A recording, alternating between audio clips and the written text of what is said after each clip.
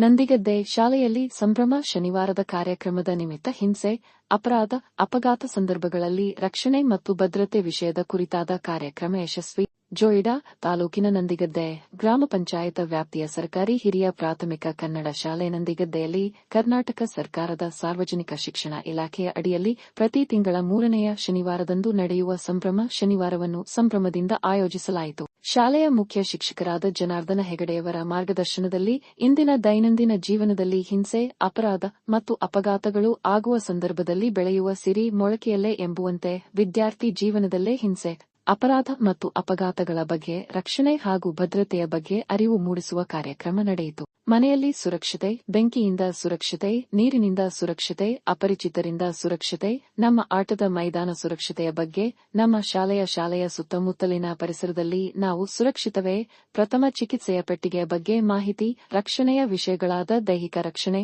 ಭಾವನಾತ್ಮಕ ರಕ್ಷಣೆ, ಪರಿಸರ ರಕ್ಷಣೆ, ಸುರಕ್ಷತೆಯ ಬಗ್ಗೆ ಜಾಗೃತಿ ಮೂಡಿಸುವುದರ ಬಗ್ಗೆ ವಿದ್ಯಾರ್ಥಿಗಳು, ಶಿಕ್ಷಕರ ಮಾರ್ಗದರ್ಶನದಲ್ಲಿ ಚಿತ್ರ ಬರೆಯುವುದು, ಕಥೆಯ ಮೂಲಕ ಅಭಿನಯ, ಚರ್ಚಾಕೂಟ, ನನ್ನ ಅನುಭವ, ಬರವಣಿಗೆಯ ಮೂಲಕ ಅನುಭವ, ವಿದ್ಯಾರ್ಥಿಯಾಗಿ ನನ್ನ ಪಾತ್ರ, ಅಸುರಕ್ಷಿತ ನಿಯಮ ಪಾಲನೆಯಿಂದ ಆಗುವ ಹಾನಿ, ಸುರಕ್ಷತೆ ಮತ್ತು ಅಸುರಕ್ಷತೆ ವಸ್ತುಗಳ ಬಗ್ಗೆ, ಸುರಕ್ಷತೆಯ ನಿಯಮಗಳನ್ನು ಪಾಲಿಸುವುದರ ಬಗ್ಗೆ ವಿದ್ಯಾರ್ಥಿಗಳ ಪಾತ್ರ ಕುರಿತು ವಿವರವಾಗಿ ಚರ್ಚಿಸಿ, ಶಿಕ್ಷಕರ ಸಹಕಾರದಲ್ಲಿ ಪ್ರತಿಜ್ಞಾ ವಿಧಿಯನ್ನು ವಿದ್ಯಾರ್ಥಿಗಳು ಸ್ವೀಕರಿಸಿದರು. ಶಿಕ್ಷಕರು ಮಾರ್ಗದರ್ಶನ ಮಾಡಿದರು. ಸಹ ಶಿಕ್ಷಕರಾದ ಭುವನೇಶ್ವರ ಮೇಸ್ತಾ, ಶೋಭಾ ಮೇಡಂ, ಹೇಮಾ ಮೇಡಂ, ಹನುಮಂತ ಕೊರಗರ ಸಹಕರಿಸಿದರು.